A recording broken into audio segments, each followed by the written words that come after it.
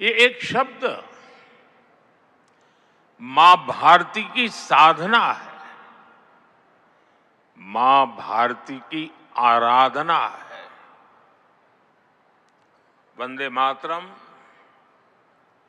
ये एक शब्द हमें इतिहास में ले जाता है। ये हमारे आत्मविश्वास को, हमारे वर्तमान को आत्मविश्वास से भर देता है और हमारे भविष्य को ये नया हौसला देता है कि ऐसा कोई संकल्प नहीं, ऐसा कोई संकल्प नहीं जिसकी सिद्धि न हो सके, ऐसा कोई लक्ष्य नहीं जो हम भारतवासी पा न सके।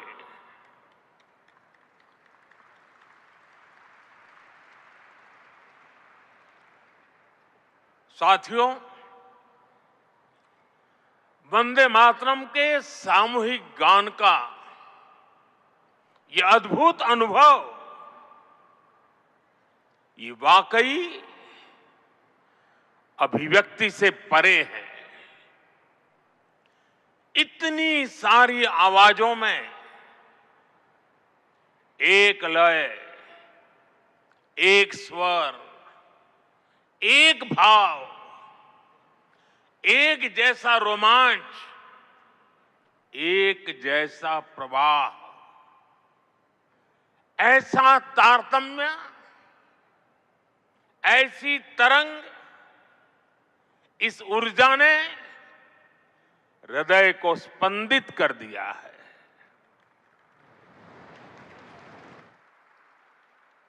भावनाओं से भरे इसी माहौल में मैं अपनी बात को आगे बढ़ा रहा हूं। मंच पर उपस्थित कैबिनेट के मेरे सहयोगी गजेंद्र सिंह शेखावत, दिल्ली के उपराज्यपाल वीके सक्सेना, मुख्यमंत्री रेखा गुप्ता जी, अन्य सभी महानुभाव, भाई और बहनों, आज हमारे साथ देश के सभी कोने से लाखों लोग जुड़े हुए हैं। मैं उनको भी मेरी तरफ से वंदे मातरम से शुभकामनाएं देता हूं। आज 7 नवंबर का दिन बहुत ऐतिहासिक है। आज हम वंदे मातरम के 150वें वर्ष का महाउत्सव मना रहे हैं। ये पुण्य अवसर हमें नई प्रेरणा देगा, कोटि कोटि देशवासियों को नई ऊर्जा से भर देगा। इस दिन को इतिहास की तारीख में अंकित करने के लिए आज वंदे मातरम पर एक विशेष कॉइन और डाक टिकट भी जारी किए गए हैं। मैं देश के लक्षावधि महापुरुषों को, मां भारती के संतानों को वंदे मातरम इस मंत्र के लिए जीवन खपाने के लिए आज श्रद्धापूर्वक नमन करता हूं और देशवासियों को इस अवसर पर बहुत बहुत बधाई देता हूं। मैं सभी देशवासियों को वंदे मातरम के 150 वर्ष पूरे होने पर बहुत बहुत शुभकामनाएं भी देता हूं। साथियों, हर गीत, हर काव्य का अपना एक मूल भाव होता है, उसका अपना एक मूल संदेश होता है। वंदे मातरम का मूल भाव क्या है? वंदे मातरम का मूल भाव है भारत मां भारती, भारत की शाश्वत संकल्पना, वो संकल्पना जिसने मानवता के प्रथम पहर से खुद को गढ़ना शुरू कर दिया, जिसने युगों युगों को एक एक अध्याय के रूप में पढ़ा, अलग अलग दौर में अलग अलग राष्ट्रों का निर्माण, अलग अलग ताकतों का उदय, नई नई सभ्यताओं का विकास, शून्य से शिखर तक उनकी यात्रा और शिखर से पुनः शून्य में उनका विलय, बनता बिगड़ता इतिहास, दुनिया का बदलता भूगोल, भारत ने ये सब कुछ देखा है। इंसान की इस अनंत यात्रा से हमने सीखा और समय समय पर नए निष्कर्ष निकाले। हमने उनके आधार पर अपनी सभ्यता के मूल्यों और आदर्शों को तराशा, उसे गढ़ा। हमने, हमारे पूर्वजों ने, हमारे ऋषियों ने, मुनियों ने, हमारे आचार्यों ने, भगवंतों ने, हमारे देशवासियों ने अपनी एक सांस्कृतिक पहचान बनाई। हमने ताकत और नैतिकता के संतुलन को बराबर समझा और तब जाकर भारत एक राष्ट्र के रूप में वो कुंदन बनकर उभरा जो अतीत की हर चोट सहता भी रहा और सहकर भी अमरत्व को प्राप्त कर गया। भाइयों बहनों, भारत की ये संकल्पना, उसके पीछे की वैचारिक शक्ति है। उठती गिरती दुनिया से अलग अपना स्वतंत्र अस्तित्व बोध, ये उपलब्धि और लयबद्ध,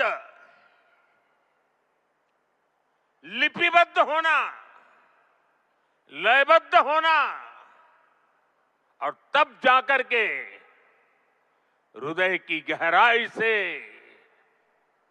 अनुभवों के निचोड़ से, संवेदनाओं की असीमता को प्राप्त कर करके वंदे मातरम जैसी रचना मिलती है। और इसलिए गुलामी के उस कालखंड में वंदे मातरम इस संकल्प का उद्घोष बन गया था और वो उद्घोष था भारत की आजादी का। मां भारती के हाथों से गुलामी की बेड़ियां टूटेगी और उसकी संतानें स्वयं अपने भाग्य की भाग्य विधाता बनेगी। साथियों, गुरुदेव रविंद्रनाथ ठाकुर ने एक बार कहा था, बंकिम चंद्र की आनंद मठ केवल उपन्यास नहीं है, ये स्वाधीन भारत का एक स्वप्न है। आप देखिए, आनंद मठ में वंदे मातरम का प्रसंग, वंदे मातरम की एक एक पंक्ति के, बंकिम बाबू के एक एक शब्द के, उसके हर भाव के अपने गहरे निहितार्थ थे, निहितार्थ है। ये गीत गुलामी के कालखंड में रचना तो जरूर हो गई उस समय, लेकिन उसके शब्द कुछ वर्षों की गुलामी के साए में कभी भी कैद नहीं रहे। वो गुलामी की स्मृतियों से आजाद रहे। इसलिए वंदे मातरम हर दौर में, हर कालखंड में प्रासंगिक है। इसने अमरता को प्राप्त किया है। वंदे मातरम की पहली पंक्ति है, सुजलाम सुफलाम मलयज शीतलाम सस्य श्यामलाम मातरम। अर्थात प्रकृति के दिव्य वरदान से सुशोभित हमारी सुजलाम सुफलाम मातृभूमि को नमन। साथियों, यही तो भारत की हजारों साल पुरानी पहचान रही है। यहां की नदियां, यहां के पहाड़, यहां के वन वृक्ष और यहां की उपजाऊ मिट्टी, ये धरती हमेशा सोना उगलने की ताकत रखती है। सदियों तक दुनिया भारत की समृद्धि की कहानियां सुनती रही थी। कुछ ही शताब्दी पहले तक ग्लोबल जीडीपी का करीब 1/4 हिस्सा भारत के पास था। लेकिन भाइयों बहनों, जब बंकिम बाबू ने वंदे मातरम की रचना की थी, तब भारत अपने उस स्वर्णिम दौर से बहुत दूर जा चुका था।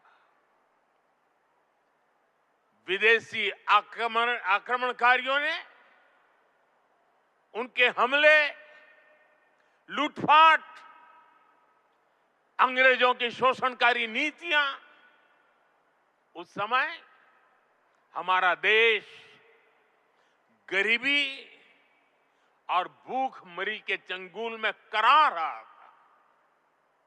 तब भी बंकिम बाबू ने उस बुरे हालात के स्थितियों में भी, चारों तरफ दर्द था, विनाश था, शोक था, सब कुछ डूबता हुआ नजर आ रहा था। ऐसे समय बंकिम बाबू ने समृद्ध भारत का आह्वान किया, क्योंकि उन्हें विश्वास था कि मुश्किलें कितनी भी क्यों न हो, भारत अपने स्वर्णिम दौर को पुनर्जीवित कर सकता है। और इसलिए उन्होंने आह्वान किया, वंदे मातरम। साथियों, गुलामी के उस कालखंड में भारत को नीचा और पिछड़ा बताकर जिस तरह अंग्रेज अपनी हुकूमत को जस्टिफाई करते थे,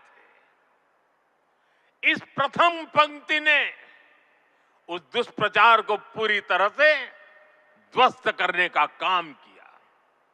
इसलिए वंदे मातरम केवल आजादी का गान ही नहीं बना, बल्कि आजाद भारत कैसा होगा, वंदे मातरम ने वो सुजलाम सुफलाम सपना भी करोड़ों देशवासियों के सामने प्रस्तुत किया।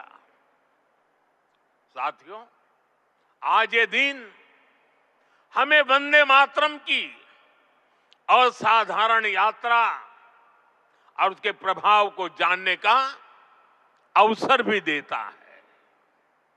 जब सन 1875 में बंकिम बाबू ने बंग दर्शन में वंदे मातरम प्रकाशित किया था, तो कुछ लोगों को लगता था कि ये तो केवल एक गीत है, लेकिन देखते ही देखते वंदे मातरम भारत के स्वतंत्रता संग्राम का कोटि कोटि जनों का स्वर बन गया। एक ऐसा स्वर जो हर क्रांतिकारी की जबान पर था, एक ऐसा स्वर जो हर भारतीय की भावनाओं को व्यक्त कर रहा था। आप देखिए, आजादी की लड़ाई का शायद ही ऐसा कोई अध्याय होगा जिससे वंदे मातरम किसी न किसी रूप से जुड़ा नहीं था। 1896 में गुरुदेव रवींद्रनाथ ठाकुर ने कोलकाता अधिवेशन में वंदे मातरम गाया। 1905 में बंगाल का विभाजन हुआ। ये देश को बांटने का अंग्रेजों का एक खतरनाक एक्सपेरिमेंट था, लेकिन वंदे मातरम उन मंसूबों के आगे चट्टान बनकर के खड़ा हो गया। बंगाल के विभाजन के विरोध में सड़कों पर एक ही आवाज थी, वंदे मातरम। साथियों, बरिसाल अधिवेशन में जब आंदोलनकारियों पर गोलियां चली, तब भी उनके होठों पर वही मंत्र था, वही शब्द थे, वंदे मातरम। भारत के बाहर रहकर आजादी के लिए काम कर रहे वीर सावरकर जैसे स्वतंत्र सेनानी, वो जब आपस में मिलते थे तो उनका अभिवादन वंदे मातरम से ही होता था। कितने ही क्रांतिकारियों ने फांसी के तख्त पर खड़े होकर भी वंदे मातरम बोला था। ऐसी कितनी ही घटनाएं, इतिहास की कितनी ही तारीखें, इतना बड़ा देश, अलग अलग प्रांत और इलाके, अलग अलग भाषा बोलने वाले लोग, उनका आंदोलन, लेकिन जो नारा, जो संकल्प, जो गीत हर जबान पर था, जो गीत हर स्वर में था, वो था वंदे मातरम। इसलिए भाइयों बहनों, 1927 में महात्मा गांधी ने कहा था, वंदे मातरम हमारे सामने संपूर्ण भारत का ऐसा चित्र उपस्थित कर देता है जो अखंड है। श्री अरविंदो ने वंदे मातरम को एक गीत से भी आगे उसे एक मंत्र कहा था।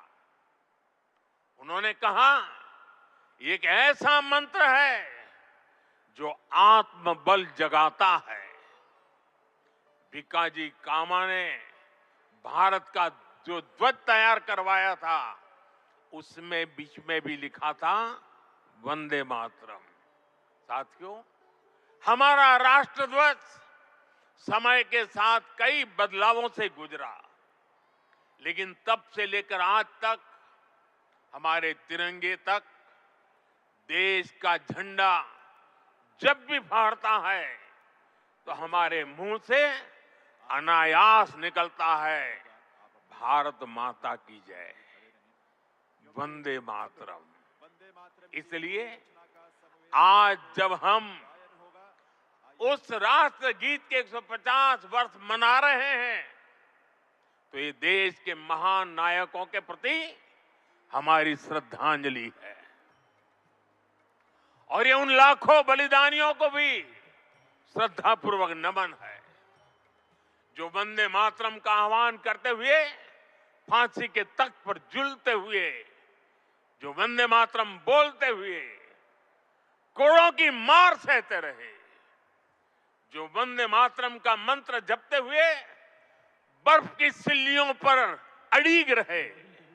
साथियों, आज हम 140 करोड़ देशवासी ऐसे सभी नाम अनाम गुमनाम राष्ट्र के लिए जीने मरने वालों को श्रद्धांजलि देते हैं, जो वंदे मातरम कहते हुए देश के लिए बलिदान हो गए, जिनके नाम इतिहास के पन्नों में कभी दर्ज ही नहीं हो पाए।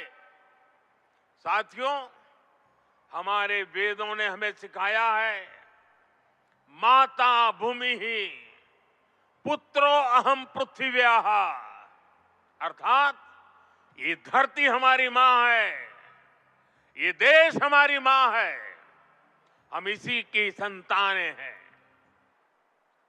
भारत के लोगों ने वैदिक काल से ही राष्ट्र की इसी स्वरूप में कल्पना की, इसी स्वरूप में आराधना की। इसी वैदिक चिंतन से वंदे मातरम ने आजादी की लड़ाई में नई चेतना फूंकी। साथियों, राष्ट्र को एक जियो पॉलिटिकल एंटिटी मानने वालों के लिए राष्ट्र को मां मानने का विचार हैरानी भरा हो सकता है, लेकिन भारत अलग है। भारत में मां जननी भी है और मां पालनहारिणी भी है। अगर संतान पर संकट आ जाए तो मां संहारकारिणी भी है। इसलिए वंदे मातरम कहता है, अबला के नमाए तबले बहुबल धारिणी नमामि तारिणी रिपुदल वारिणी वंदे मातरम, वंदे मातरम। अर्थात अपार शक्ति धारण करने वाली भारत मां संकटों से पार भी कराने वाली और शत्रुओं का विनाश भी कराने वाली है। राष्ट्र को मां और मां को शक्ति स्वरूपा नारी मानने का ये विचार, इसका एक प्रभाव ये भी हुआ कि हमारे स्वतंत्रता संग्राम स्त्री पुरुष सबकी भागीदारी का संकल्प बन गया। हम फिर ऐसे भारत का सपना देख पाए जिसमें महिला शक्ति राष्ट्र निर्माण में सबसे आगे खड़ी दिखाई देगी। साथियों, वंदे मातरम आजादी के परवानों का तराना होने के साथ ही इस बात की भी प्रेरणा देता है कि हमें इसे आजादी की रक्षा कैसे करनी है। बंकिम बाबू के पूरे मूल गीत की पंक्तियां हैं, तम ही दुर्गा 10 प्रहरण धारिणी, कमला कमल दल विहारिणी, वाणी विद्यादायिनी, नमामि त्वम नमामि कमलाम अमलाम अतुलाम सुजलाम सुबलाम मातरम वंदे मातरम।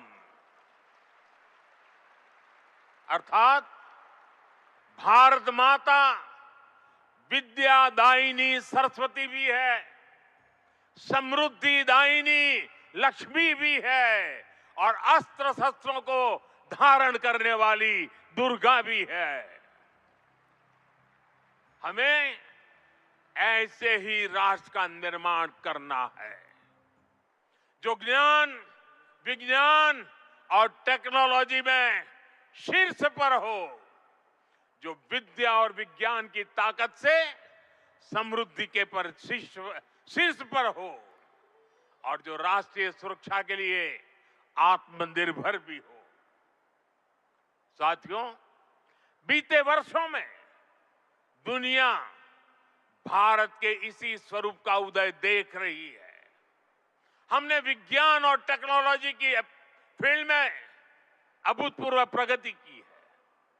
हम दुनिया की 5वीं बड़ी अर्थव्यवस्था बनकर उभरे और जब दुश्मन ने आतंकवाद के जरिए भारत की सुरक्षा और सम्मान पर हमला करने का दुस्साहस किया तो पूरी दुनिया ने देखा नया भारत मानवता की सेवा के लिए अगर कमला और विमला का स्वरूप है तो आतंक के विनाश के लिए 10 प्रहरण धारिणी दुर्गा भी बनना जानता है। साथियों, वंदे मातरम से जुड़ा एक और विषय है जिसकी चर्चा करना उतना ही आवश्यक है। आजादी की लड़ाई में वंदे मातरम की भावना ने पूरे राष्ट्र को प्रकाशित किया था, लेकिन दुर्भाग्य से 1937 में वंदे मातरम के महत्वपूर्ण पदों को उसकी आत्मा के एक हिस्से को अलग कर दिया गया था। वंदे मातरम को तोड़ दिया गया था, उसके टुकड़े किए गए थे। वंदे मातरम के इस विभाजन ने देश के विभाजन के बीज भी बो दिए थे। राष्ट्र निर्माण का ये महामंत्र, इसके साथ ये अन्याय क्यों हुआ, ये आज की पीढ़ी को भी जानना जरूरी है, क्योंकि वही विभाजनकारी सोच देश के लिए आज भी चुनौती बनी हुई है। साथियों, हमें इस सदी को भारत की सदी बनाना है। ये सामर्थ्य भारत में है, ये सामर्थ्य भारत के 140 करोड़ लोगों में है। हमें इसके लिए खुद पर विश्वास करना होगा। इस संकल्प यात्रा में हमें पथ भ्रमित करने वाले भी मिलेंगे। नकारात्मक सोच वाले लोग हमारे मन में शंका संदेह पैदा करने का प्रयास भी करेंगे। तब हमें आनंद मठ का वो प्रसंग याद करना है। आनंद मठ में जब संतान भवानंद वंदे मातरम गाता है तो एक दूसरा पात्र तर्क वितर्क करता है। वह पूछता है कि तुम अकेले क्या कर पाओगे। तब वंदे मातरम से प्रेरणा मिलती है। जिस माता के इतने करोड़ पुत्र पुत्री हो, उसके करोड़ों हाथ हो, वो माता अबला कैसे हो सकती है। आज तो भारत माता की 140 करोड़ संतान है, उसके 280 करोड़ भुजाएं हैं। इनमें से 60% तो से भी ज्यादा तो नौजवान है। दुनिया का सबसे बड़ा डेमोग्राफी एडवांटेज हमारे पास है। ये सामर्थ्य इस देश का है, ये सामर्थ्य मां भारती का है। ऐसा क्या है जो आज हमारे लिए असंभव है? ऐसा क्या है जो हमें वंदे मातरम के मूल सपने को पूरा करने से रोक सकता है? साथियों, आज आत्मनिर्भर भारत के विजन की सफलता, मेक इन इंडिया का संकल्प और 2047 में विकसित भारत के लक्ष्य की ओर बढ़ते हमारे कदम, देश जब ऐसे अभूतपूर्व समय में नई उपलब्धियां हासिल करता है तो हर देशवासी के मुंह से निकलता है वंदे मातरम। आज जब भारत चंद्रमा के साउथ पोल पर पहुंचने वाला पहला देश बनता है, जब नए भारत की आहट अंतरिक्ष से सुदूर कोने तक सुनाई देती है, तो हर देशवासी कह उठता है वंदे मातरम। आज जब हम हमारी बेटियों को स्पेस टेक्नोलॉजी से लेकर स्पोर्ट्स तक में शिखर पर पहुंचते देखते हैं, आज जब हम बेटियों को फाइटर जेट उड़ाते देखते हैं, तो गौरव से भरा हर भारतीय का नारा होता है वंदे मातरम।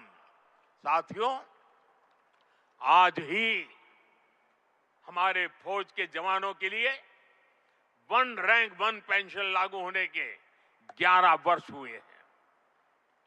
जब हमारी सेनाएं दुश्मन के नापाक इरादों को कुचल देती हैं, जब आतंकवाद, नक्सलवाद, माओवादी आतंक की कमर तोड़ी जाती है, तो हमारे सुरक्षा बल एक ही मंत्र से प्रेरित होते हैं और वो मंत्र है वंदे मातरम। साथियों, मां भारती के वंदन की यही स्पिरिट हमें विकसित भारत के लक्ष्य तक ले जाएगी। मुझे विश्वास है वंदे मातरम का मंत्र हमारी इस अमृत यात्रा में मां भारती की कोटि कोटि संतानों को निरंतर शक्ति देगा, प्रेरणा देगा।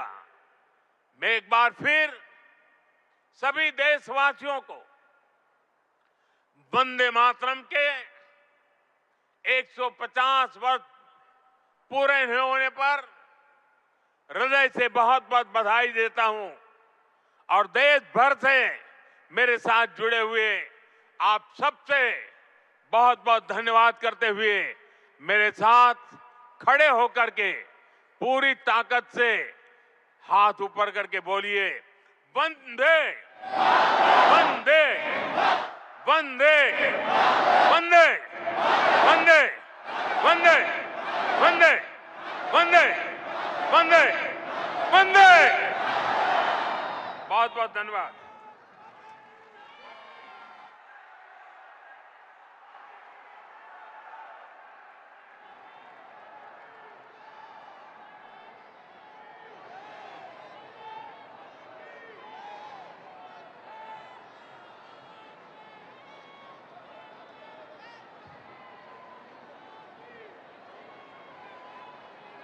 हृदय से आभार इस देश के यशस्वी प्रधानमंत्री श्री नरेंद्र